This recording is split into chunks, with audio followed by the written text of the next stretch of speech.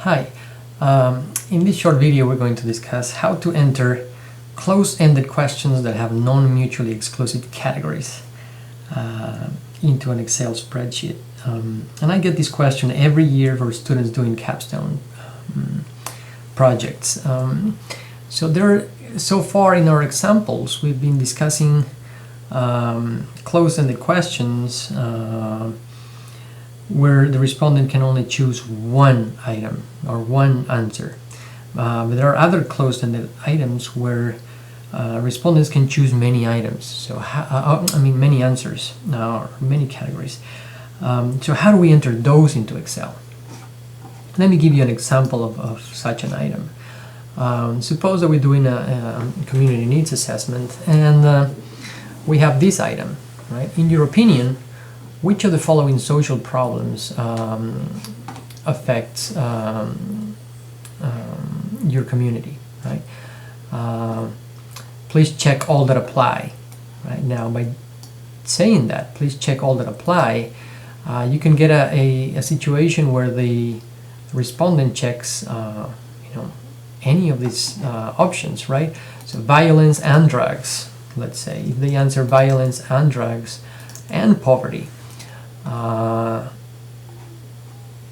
And another respondent may answer, I don't know, just violence and obesity, and so on. So how would you enter violence and obesity or any other combination of these in Excel? That's what we're going to discuss on this short video. And it's very simple. The way you would go about this is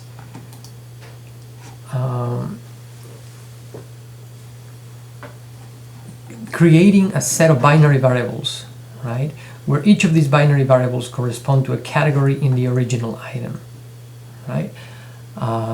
So what does that mean, right? So suppose the respondent answered, all right, violence and drugs. Okay, so the way I would enter this item into the questionnaire is create a variable for violence, another variable for drugs, another variable for poverty, and another variable for obesity, another one for other, and then another one for none of the above, right?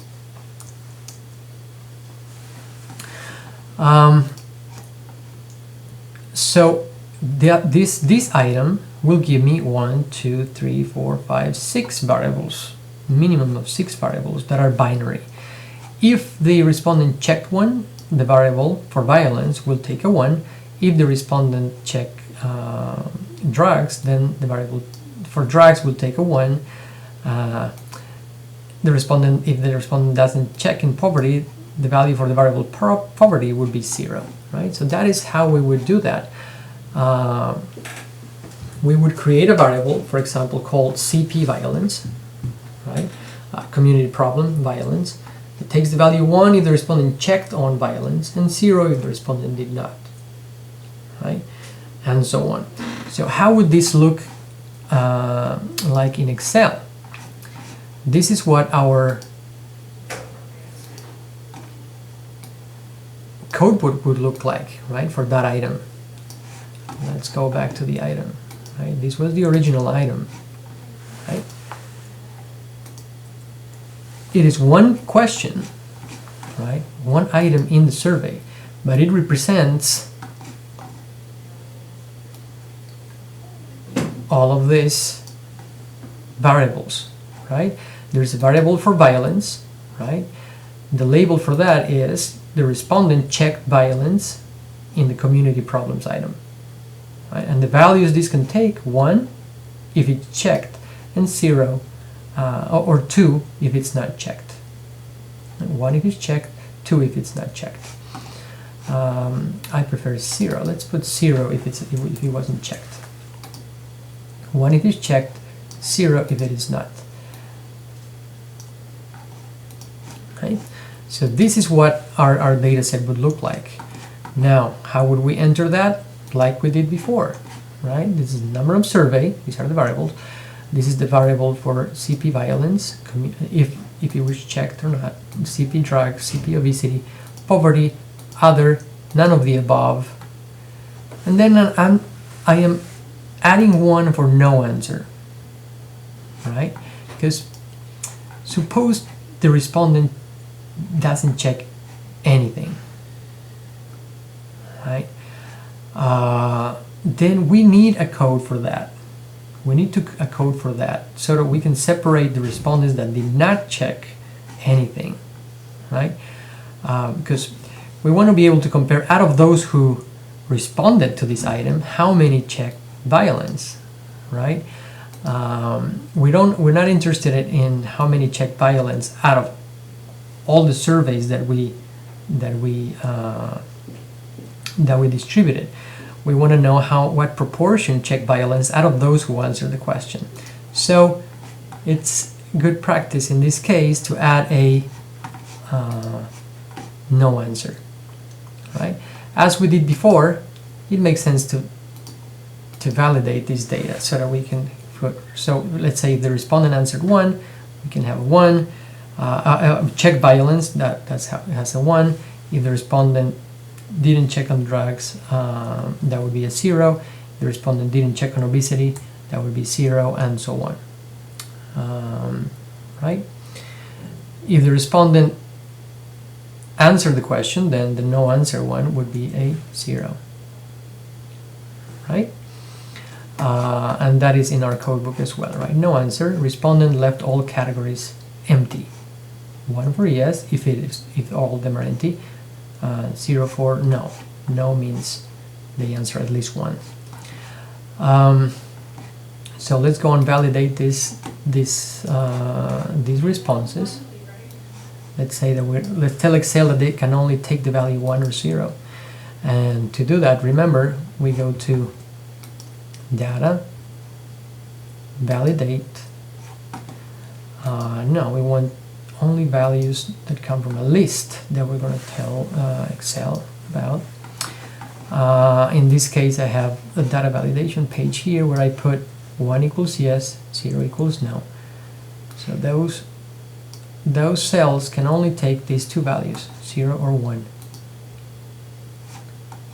And there it is, 0 or 1. Now, because all of these have the same values, I'm just going to copy that. Now the data validation is gone for all these variables and across all the observations that I want to put in. So, respondent number 1, did he or she check on violence?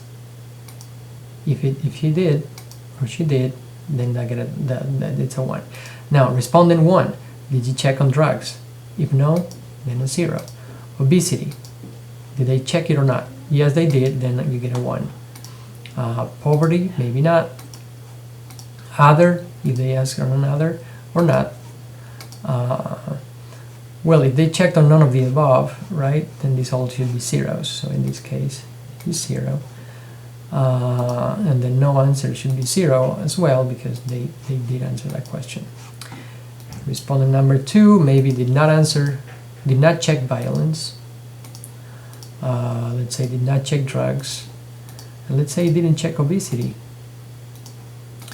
And suppose they didn't check anything, right? Not even the none of the above. So that respondent would get a, oh, I'm sorry, this is no answer, is 0. This respondent did not answer anything, no answer on that one. And this would help us to divide the data set for those who answered violence, drugs, obesity, etc.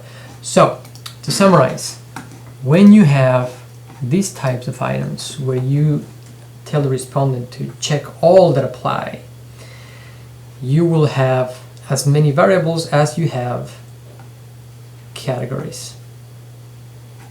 Plus 1 indicator of whether the respondent left all of them blank or not. And that is it. It's not that hard. Again, I'm posting this one on the island page, the PowerPoint